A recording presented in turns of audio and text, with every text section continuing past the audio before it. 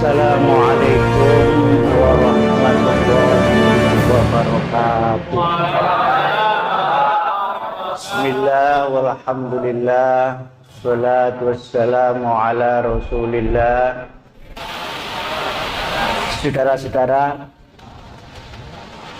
dari Gerakan Pemuda Ansor, para undangan, para sesepuh, para narasumber yang saya muliakan.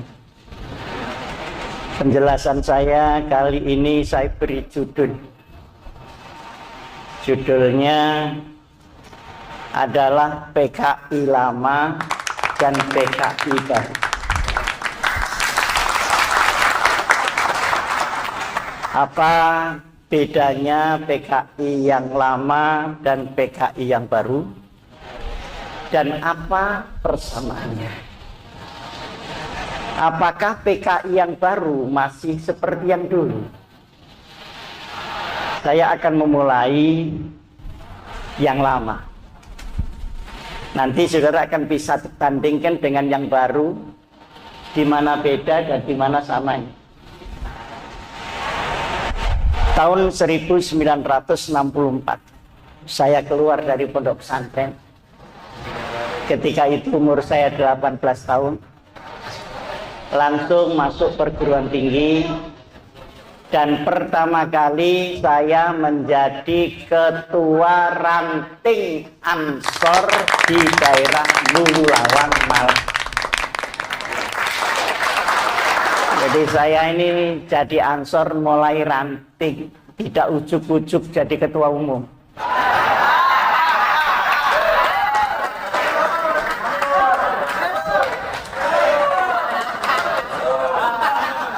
Saya juga jadi NU, mulai ranting, MWC, cabang, kemudian wilayah Jawa Timur 2 kali, PBNU 2 periode, Ansor Jawa Timur 2 periode, Ansor Pusat 1 periode. Jadi saya di NU ini sudah khatam. Tinggal doa khatamannya tok. Oleh karenanya jangan ditarik-tarik ke juz amma lagi. Itu sudah bagiannya Nusron wa ala alihi.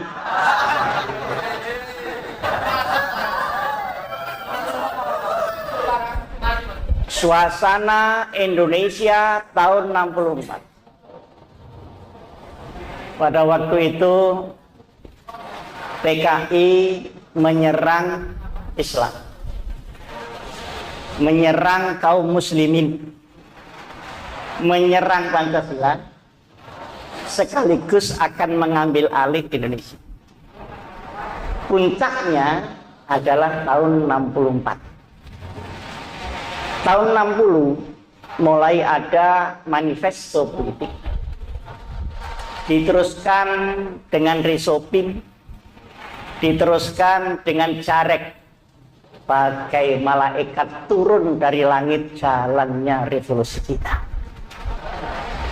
Ada tahun Viviri Pericolosi, tahun 64, tahun Berdikah.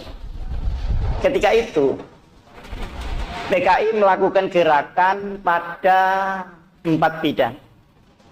Pertama bidang militer, kedua bidang politik, yang ketiga bidang ekonomi, dan yang keempat bidang kebudayaan.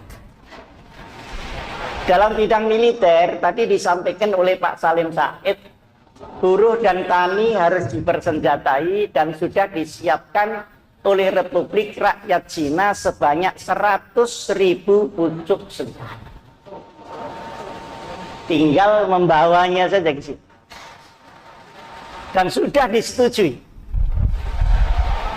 Tentara mulai dibunuh di Bandar Petsi. Kemudian gerakan-gerakan yang bersifat massa sudah mulai dilakukan. Misalnya mengganggu orang sholat. Lalu yang kedua, gerakan politik. Tahun 64 itu sudah siap namanya Dewan Revolusi.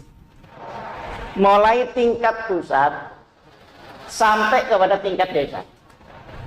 Dan Dewan Revolusi inilah kalau G30 berhasil langsung mengambil pemerintahan dari pusat sampai ke desa. Teror-teror berupa pembuatan lubang-lubang untuk para kiai. Kalau di tempat saya, justru yang akan mengubur anak dan cucu-cucunya adalah mbahnya sendiri. Sebagai tokoh komunis. Lubang-lubang semua sudah disiapkan. Alhamdulillah diisi oleh mereka sendiri. Nah, kemudian di bidang budaya, itu tadi yang di bidang politik, termasuk pembunuhan jenderal-jenderal ini semi militer dan semi politik. Kemudian di bidang kebudayaan, serangan-serangan kepada Islam sebagai agama itu luar biasa. Di dalam budaya ini yang di depan namanya Lekra, Lembaga Kesenian Rakyat. Itu pegawaiannya bikin ludruk, judulnya Matinya Gusti Allah. Ada judulnya Gusti Allah Mantu. Nah, berarti kan ada besannya Gusti Allah.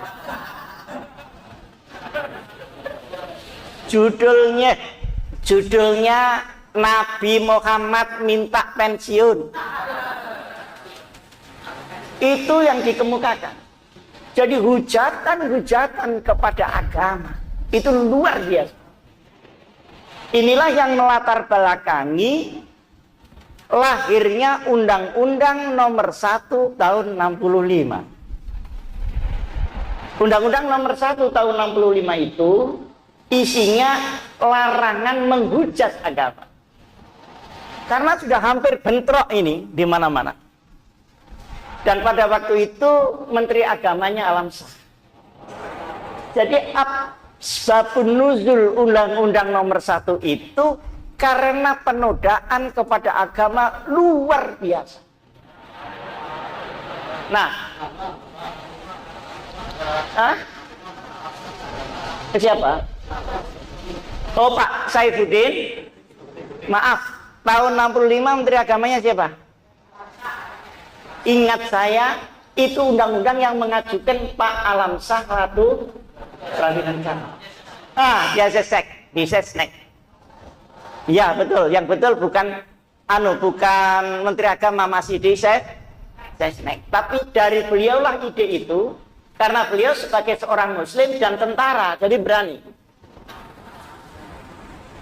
untuk menghentikan penodaan agama. Nah, belakangan Undang-Undang Nomor 1 Tahun 65 itu digugat supaya dicabut.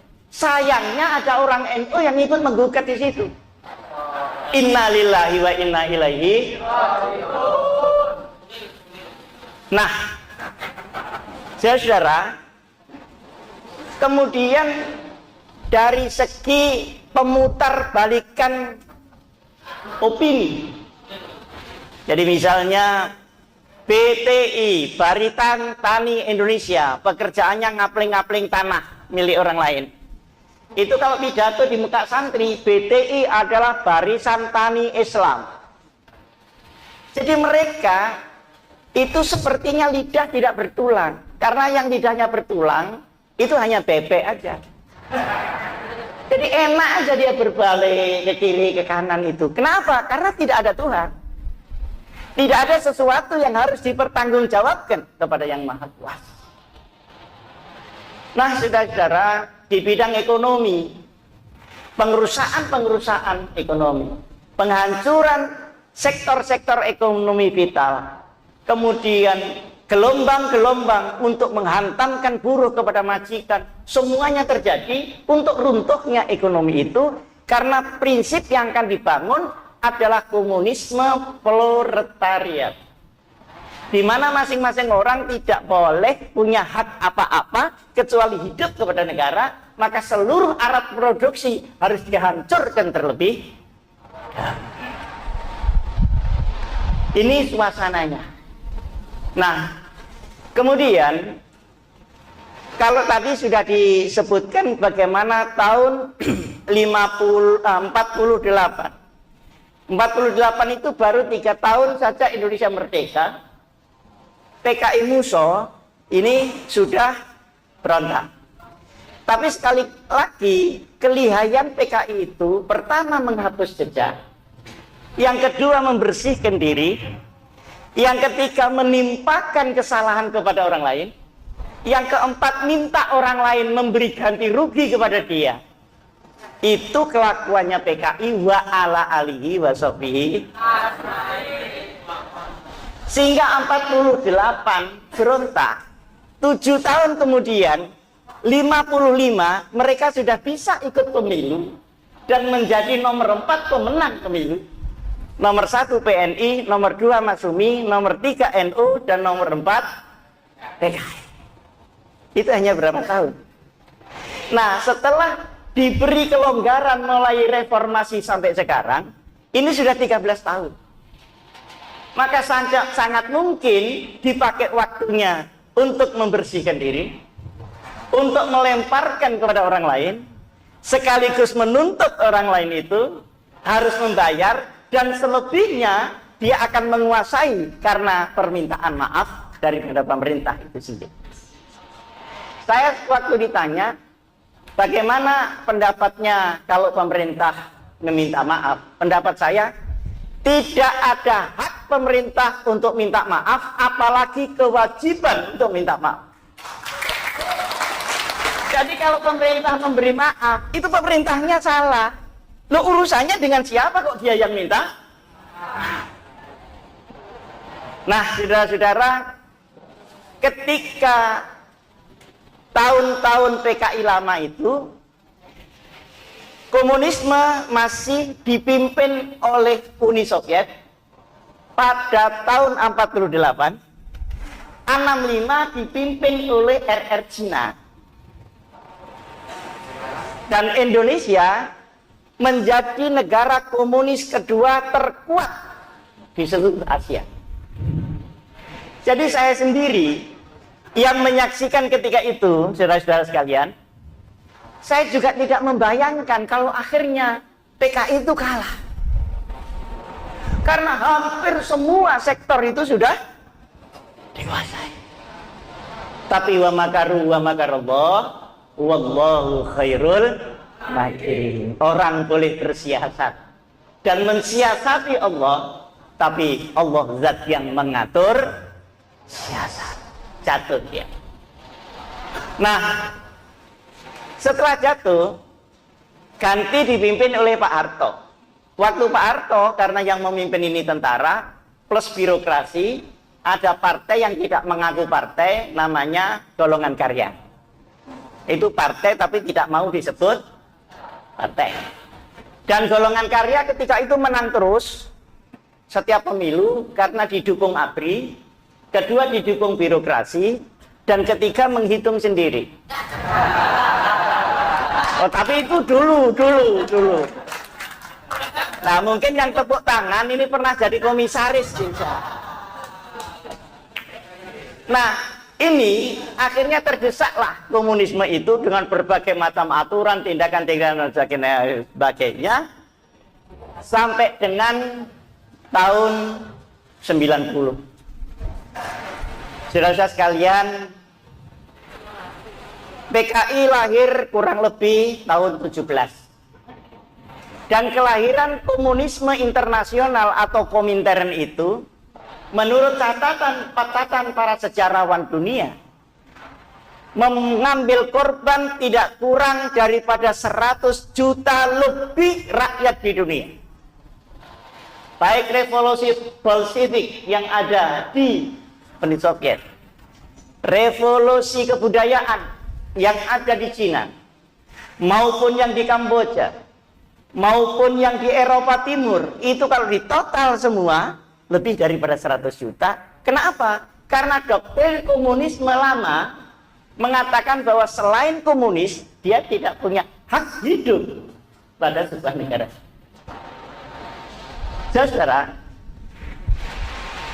sekarang hubungannya apa dengan komunisme gaya baru? Dengan izin Allah Subhanahu wa taala, dalam tempo 70 tahun lebih sedikit, komunisme ini ambruk.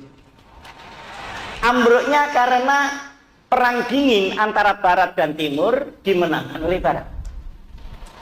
Kemenangan Barat ini kok diem saja? Apa yang dengarkan sama Anda ini?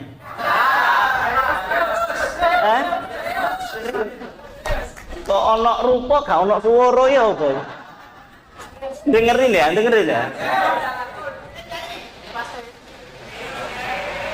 Tahun 17 akhirnya runtuh itu tahun 90-an. 90, 91 runtuh. Perang dingin selesai antara Barat dan Timur, dan runtuhnya komunisme ini ternyata bukan karena serangan militer, tapi karena serangan ideologi dan subversi pemikiran terhadap dunia komunis. Di Uni Soviet ada orang namanya Gorbachev yang kemudian mengubah Partai Komunis menjadi partai semi liberal. Di Cina ada orang namanya Deng Xiaoping. Di Polandia yang berdekatan dengan Yugoslavia itu ada tokoh di kota Gedang namanya Lech Wałęsa. Mereka adalah pionir-pionir yang masuk di dalam ideologi kemudian mengubah ideologi itu dengan sebuah reformasi pemikiran, yang reformasi pemikiran itu berubah menjadi reformasi politik, yang reformasi politik berubah menjadi reformasi kenegaraan. Nah, secara setelah Barat merasa mengalahkan Timur, ini terjadi perubahan besar. Dulu, waktu Barat belum mengarahkan Timur, maka untuk menghadapi komunisme, mereka bersatu dengan tokoh-tokoh dan umat Islam seluruh dunia. Maka pada tahun 65 itu sebenarnya lebih sederhana daripada situasi sekarang. Dulu yang kita hadapi hanya satu, komunisme. Sementara Front Pancasila juga berhadapan dengan komunis. Tentara Angkatan Darat karena dilukai, dia anti komunis. Diam-diam juga pihak Barat sedang menghadapi komunisme. Nah, setelah Perang Dingin selesai, ini moncong gerakan, ini berpindah dari Eropa Timur menuju ke Timur Tengah. Yang dihadapi adalah dunia Islam. Saya tidak mengatakan agama Islam. Yang dihadapi adalah dunia Islam. Tahun 91 selesai Perang Dingin. Sekitar tahun 96-97 ada buku yang sangat terkenal disusun oleh Samuel Huntington. Judulnya adalah Clash of Civilization. Artinya bahwa di dalam buku itu clash artinya pertentangan kebudayaan Barat dan Timur. Timur di sini yang dimaksud adalah Timur Tengah dalam konteks keislaman. Tapi saya baca itu buku sampai khatam. Tapi saya tidak pakai khataman, ya khatam gitu aja. Sampai khatam, saya tidak merasa itu clash of civilization. Tapi itu adalah merupakan clash of interest. Kalau clash of civilization hanya pertentangan budaya, dari berabad-abad budaya Timur sama Barat itu memang tidak sama. Kenapa baru dipersoalkan tahun 96 dan 97? Nah, di dalam firasat saya, tapi jangan ngomong-ngomong orang, ini rahasia. Dalam firasat saya, ini tidak sekedar buku. Ini adalah sebuah warning bahwa akan terjadi clash yang betulan maka tidak tahu bagaimana Allah mengatur bumi ini. Tahun 2001 terjadilah serangan hebat di WTC, juga di Pentagon. Menara kembar merupakan kebanggaan Amerika runtuh. Orang bertanya-tanya, siapa yang melakukannya? Tapi belum sampai 1 bulan, Amerika sudah mengambil keputusan bahwa ini adalah pekerjaan Al-Qaeda. Siapa Al-Qaeda itu? Man humul Qaeda? Wa ma adraka ma Qaeda. Ternyata Al-Qaeda itu juga bikinan Amerika waktu menghadapi Soviet ketika Perang Dingin. Dan menang Al-Qaeda itu dengan Uni Soviet. Merupakan kekuatan yang hebat, maka dia tidak boleh tumbuh menjadi kekuatan, maka dia harus dihancurkan. Maka mulailah gerakan anti teroris dalam tanda petik yang kemudian menyerang Afghanistan, Al-Qaeda, Pakistan, dan ujung yang paling utama adalah Irak. Penyerangan ini dengan militer. Hancur itu Irak, Pak. 2 kali diserang. Tapi kita juga tidak bisa menyalahkan Barat. Karena pangkalan dari Barat itu juga dari negeri Islam sendiri. Disinilah benarnya Al-Quran. Ketika orang lain bersatu, sementara orang Islam berpecah belah, maka akan terjadi malapetaka besar di kalangan umat Muhammad Rasulullah SAW. Ini waktunya sudah habis ya?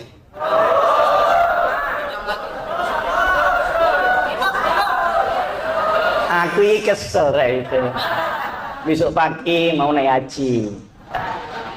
Ya besok lulus salah.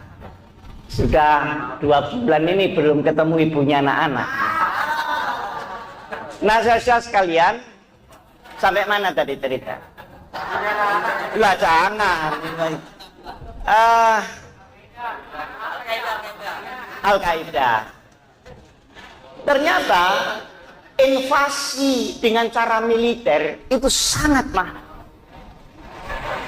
Konon saya membaca majalah-majalah Time, 1 hari serangan itu harganya $1 miliar. Bayangkan kalau 60 hari menyerang Irak. Akhirnya urunan mereka. Terus menerus begini terlalu banyak bahaya. Terlalu banyak ya. Maka dipakailah kemudian pada tahap pertama adalah invasi secara pemikiran. HAM, demokratisasi.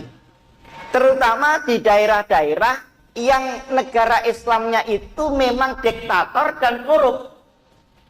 Libya. Kemudian juga mungkin Mesir. Juga Tunis dan sebagainya. Akhirnya terjadi pemberontakan. Nah, setelah pemberontakan, namanya pemberontakan pasti ditumpas oleh pemerintah. Ketika menumpas itu, maka cepat-cepat diturunkan HAM untuk menghukum negara yang menumpas itu. Jadi yang perlu diusut sekarang, HAM itu makhluk apa? Menurut saya, HAM itu ada 3 macam. Pertama, HAM yang memang murni hak asasi manusia, humanisme, dan kemanusiaan. Ini yang dikemukakan oleh Mahatma Gandhi. My nationality is my humanity. My humanity is my nationality. Nasional saya ya manusiaan itu. Kemanusiaan itulah negara saya. Murni filsafat. Yang kedua, HAM yang bikinan barat dibawa ke timur. Ini sama dengan hamburger. Iku sing gak guyu mesti wong desa iki. Jadi HAM yang ukurannya adalah ukuran barat. Kalau cocok dengan dia, ya cocok dengan HAM. Kalau tidak cocok dengan dia, ya dianggap melanggar. Itu HAM Contoh, kalau Israel nyerang, saya ingin tanya, siapa penggiat HAM di Indonesia yang berani mengatakan bahwa Israel itu melanggar HAM dunia? Siapa yang berani? Tidak ada yang berani. Karena mereka penganut HAM Tapi nek ono FPI salah titik. Iku ansore diresoyo ben melok gegeran. Asing keployu mesti pengalaman. Jadi begitu diekspos begitu rupa. Coba perhatikan. Kalau ada tiketing, kalau ada tikesik, kalau ada misalnya di Madura, karena ada bau Islamnya, maka segera diekspos ke luar negeri sebagai pelanggaran HAM, dilaporkan kepada asing supaya asing punya senjata untuk membunuh bangsanya sendiri, yakni bangsa Indonesia. Ini yang saya katakan bahwa sebenarnya kita ini jangan hanya menyalahkan orang, tapi kiri kanan kita ini itu juga penyetor-penyetor untuk menjerumuskan bangsanya sendiri. Sekarang ini lebih rahasia lagi. Saya lebih rahasia lagi. Sekarang modelnya di Papua kan ribut ya. Mau lepas, mau ini. Perhatikan baik-baik. Kalau ada TNI menembak pemberontak Papua, wah, langgar HAM. Begini. Bener enggak? Tapi nek TNI ini mati, tas. Yang namanya polisi, ini ada HAM ini. Nggak tahu ini HAM humanis apa hamburger. Nah ini, polisi tas. Orang imam masjid di sana mati terus, satu pun tidak ada yang berteriak. Berarti HAM ini sesuatu yang sudah dipergunakan. Saya mengatakan, saudara-saudara Ansor, jangan sekali-kali menentang HAM. Karena HAM itu diperlukan sepanjang masa sebagai hakun adami di dalam syariat Nabi besar Muhammad Sallallahu Alaihi Wasallam. Yang perlu dijaga, jangan sampai HAM itu dikendarai dan dipergunakan untuk kepentingan kemungkaran dan pengerusakan terhadap tata negara Indonesia. Tapi ini tidak cukup dengan tepuk tangan, saudara. Ini harus dengan perjuangan. Nah, saya pernah tanya kepada Kosmas HAM, sebenarnya HAM yang masuk Indonesia ini kelaminnya apa? Apakah humanisme? Apakah HAM barat westernisme? Ataukah Indonesianisme? Nah, kalau Indonesianisme, HAM itu harus mendukung Pancasila, HAM itu harus menciptakan kreativitas untuk Pancasila tumbuh, HAM harus menghargai agama, bukan HAM yang menghancurkan seluruh tata nilai luhur daripada Republik Indonesia.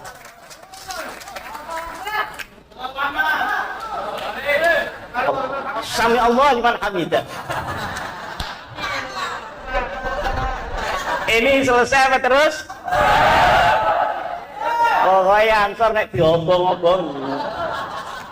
Paling cocok. Nah, saudara, saya pernah tanya, apakah HAM yang masuk di Indonesia merupakan monster untuk melawan seluruh tata nilai yang ada di Indonesia? Maka perjuangan Ansor, jangan sekali-kali melawan HAM. Tapi yang benar adalah kembalikan HAM itu untuk Pancasila dan Indonesia. Kembalikan dia. Jadi HAM yang mendukung ketuhanan, HAM yang mendukung kemanusiaan, HAM yang mendukung persatuan Indonesia, HAM yang mendukung demokrasi yang seimbang dengan leadership, dan HAM yang mendukung keadilan. Saudara, setelah perang dingin tadi, HAM ini merata seret.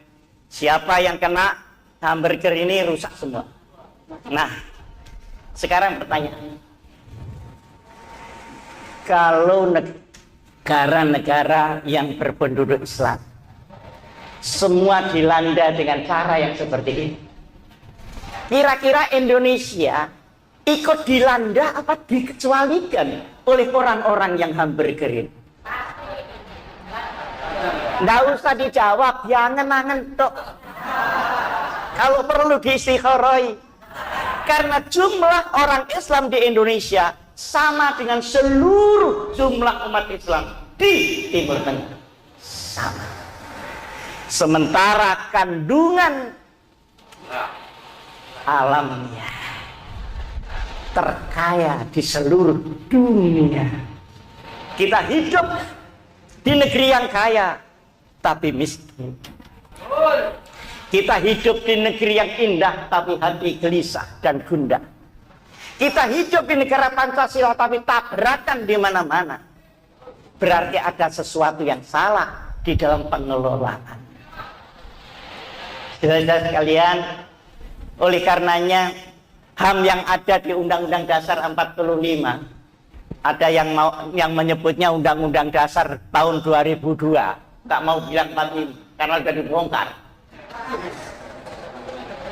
Itu harus segera dibuat undang-undangnya yang menentukan kelamin daripada HAM. Kalau tidak, maka dia akan dikendarai oleh orang yang tidak bertanggung jawab untuk membuat distorsi-distorsi di dalam Republik Indonesia. Nah, ini ojo setuju-setuju tok ae, teman. Nah, kemudian setelah ini masuk, saudara, apa bedanya yang dulu sama yang sekarang? Kalau yang dulu itu Barat menghadapi Timur, sekarang ini bersama-sama dengan Timur menghadapi. Jadi antara neokomunisme dengan neoliberalisme itu sudah dempet di situ. Ini bedanya. Sementara negeri kita kacau, ekonominya ruwet, pengangguran banyak, terutama di kalangan Ansor. Penampilan meyakinkan tapi rokok tetap eceran.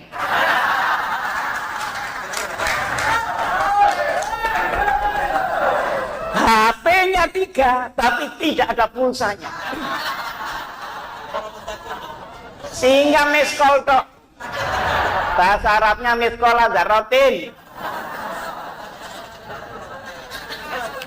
Saudara-saudara,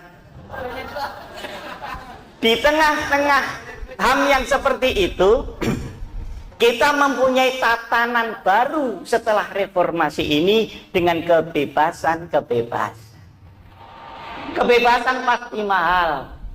Kenapa orang ngotot kebebasan pada waktu reformasi? Karena 30 tahun tidak bebas. Jadi pengap, seluruh jendela-jendela ditutup. Waktu zaman Orde Baru. Begitu dikasih bebas, semua jendela dibuka semua sehingga masuk angin. Yang diperlukan adalah ventilasi. Tapi yang terjadi adalah rumah tanpa dinding. Ibarat orang menyiangi. Ngerti menyiangi apa enggak? Matun, blok. Matun itu mestinya dicabut kan rumputnya. Tapi saking semangatnya padinya ikut cabut. Akhirnya enggak panen.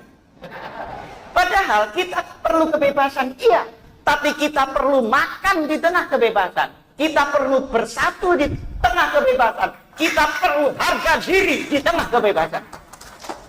Kebebasan bukan sesuatu yang berdiri kosong di ruangan yang kosong. Tapi setiap perubahan pasti ada penumpang gelap. Ketika orang ingin bebas, maka diputarlah di situ pembebasan ekonomi. Sehingga keadilan sosial bagi seluruh rakyat Indonesia menjadi perorangan yang kaya-kaya. Keadilan politik berubah menjadi liberalisasi politik. Sehingga politik bukan bagian dari aspirasi, tapi bisnis demokrasi dan bisnis politik. Sehingga semua berjalan transaksional. Banyak pemilu kada yang kena serangan fajar. Ini yang guyu mesti oleh serangan fajar. Saya kan mengingatkan saudara-saudara, awas serangan fajar. Ternyata jawabannya rakyat beda, Pak. Loh, saya ini sudah dari kemarin menunggu serangan fajar. Sampai sekarang kok tidak diserang-serang itu bagaimana?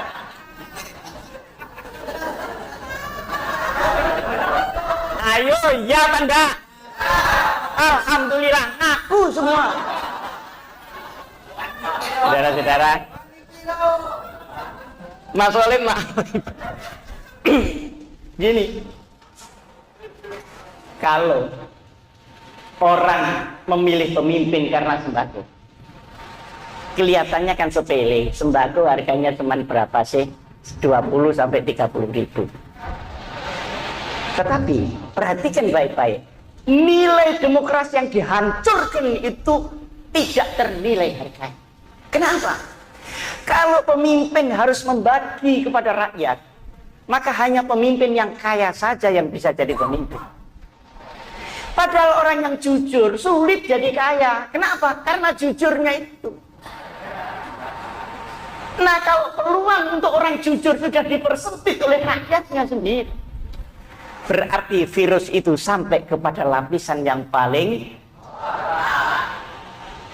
Saya ingat waktu ketemu dengan Syekh Mahmud Syahrudi.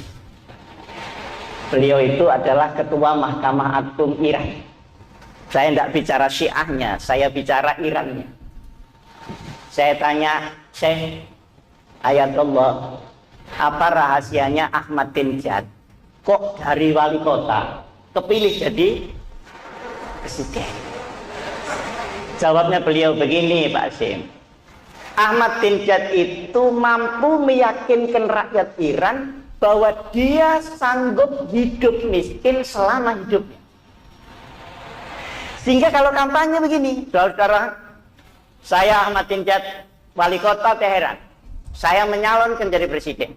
Saya orang miskin, ayah saya orang miskin, saya jadi wali kota juga tetap miskin, dan saya sanggup hidup sampai akhir hayat saya sebagai orang miskin. Maka jangan ada keraguan, tidak akan setetes minyak pun yang akan masuk di kantong saya, karena saya sanggup hidup miskin. Jadi, tapi itu di Iran, Pak. Iki nek digawa ning Jawa Timur gak dadi.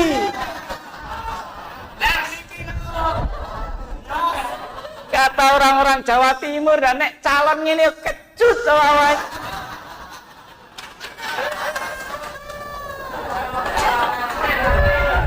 Ini yang saya maksud national morality. Kenapa Iran diancami terus tapi kok tidak dibom-bom? Karena ada political morality, ada national morality. Kalau kita itu durung dikongkon, iku wis melok dhewe nawala. Indonesia itu tidak usah diserang, Pak. Kapal terbang dibiarkan saja sudah jatuh sendiri.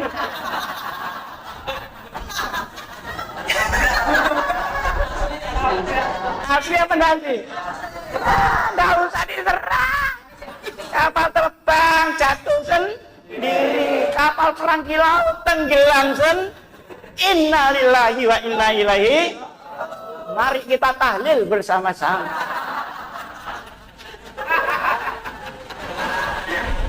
Saudara-saudara, jadi tidak ada di dunia ini yang berminat nyerang Indonesia, itu tidak ada. Ngenteni tok. Nah, saudara, sekarang perhatikan, dengan adanya ketidakimbangan antara demokrasi dan leadership, yang seharusnya kerakyatan yang dipimpin oleh hikmat kebijaksanaan. Jadi kerakyatan itu tidak diistilahkan demokrasi, karena demokrasi berbagai macam bentuk, maka dipakai kerakyatan, artinya untuk rakyat. Tapi ini harus ada pimpinan yang punya hikmah kebijaksanaan. Mahiyal hikmah, al-hikmatu lubus syai'. Jadi setiap kebijakan harus ada moralitas di dalam kebijakan. Ini udah kabur semua. Ketuhanan yang Maha Esa sudah ganti keuangan yang Maha Kuasa. Kemanusiaan sudah kekejian, bentrok dan sebagainya. Persatuan sudah menjadi disintegrasi, bahkan separatisme yang dilindungi pelan-pelan oleh HAM yang hamburger itu tadi. Saudara, dalam kondisi seperti ini, Ansor mau diletakkan di mana? Ya ini bagiannya PPGP Ansor.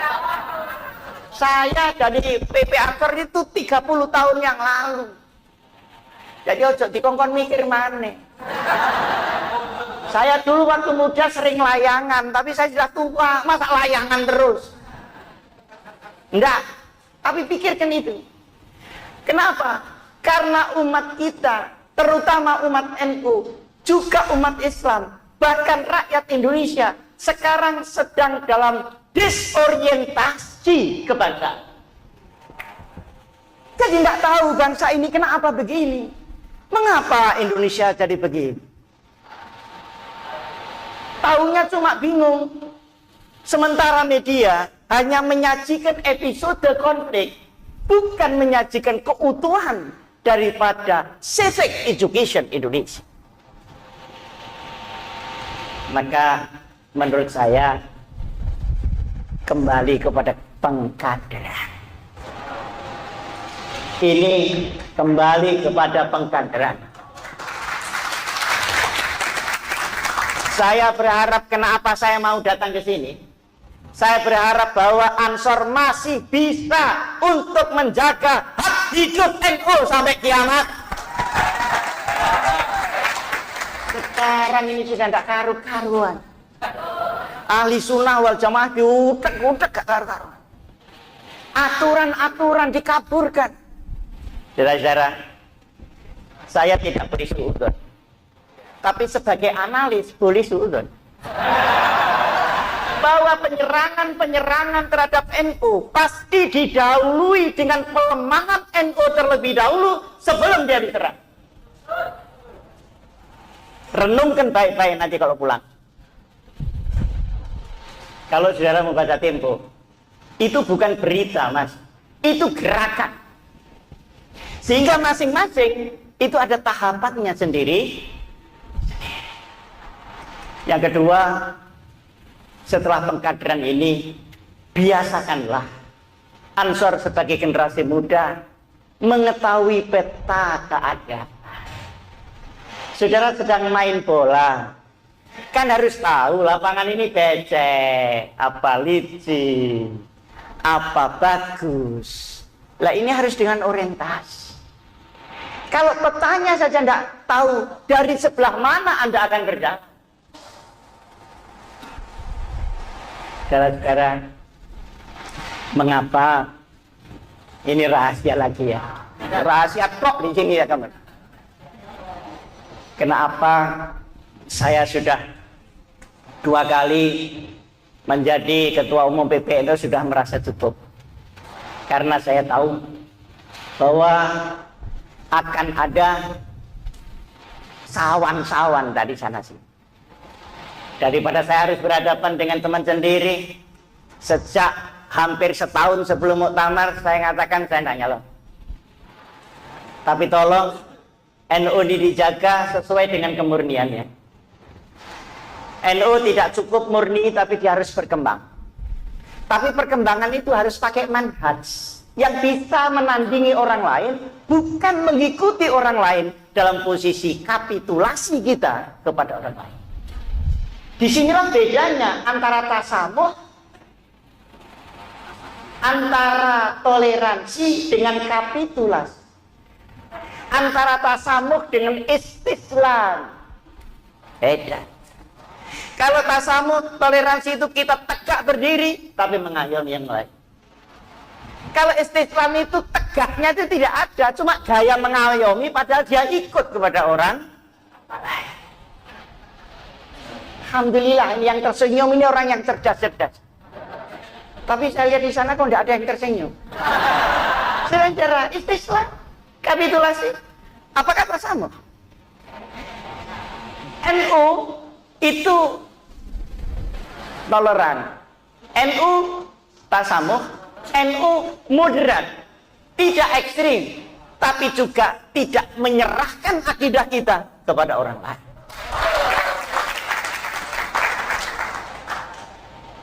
Istilahnya koeksistensi dan multi eksistensi. Dan sebagai mayoritas harus berkualitas di atas mayoritas sambil melindungi minoritas.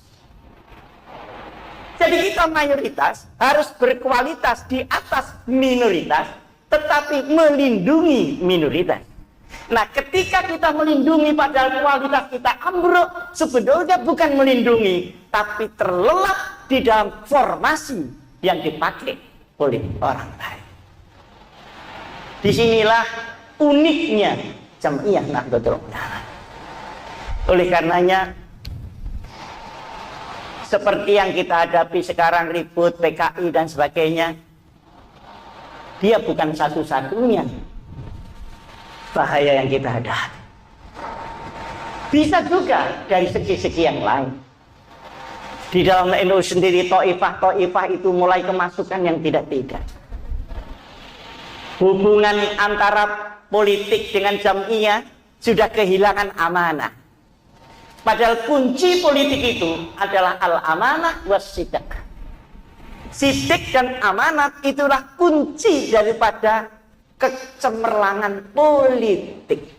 Ketika politik kehilangan as-sidq wal amanah, maka dia sebetulnya hanya perusahaan politik. Tapi aneh, sidq sama amanat itu sudah lama pergi, kok tidak pulang-pulang sampai sekarang. Iki dia kemana saja?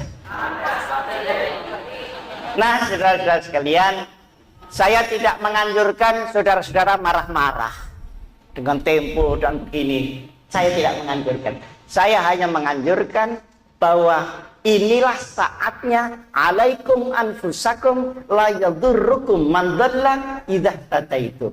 Hari ini adalah waktunya kita mengintrospeksi diri.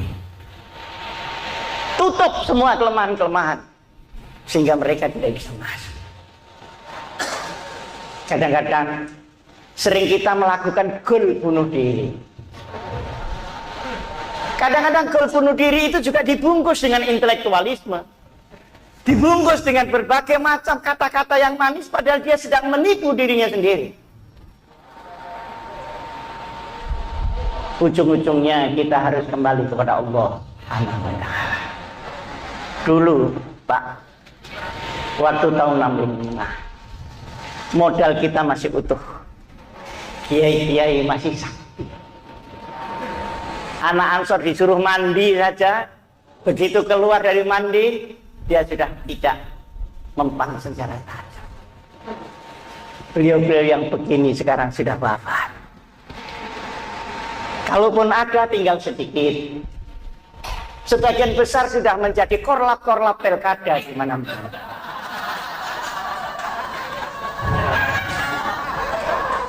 Jadi posisi moralitenya itu sekarang lebih rendah dari dulu, sementara yang dihadapi jauh lebih rumit daripada yang dulu. Jauh lebih rumit.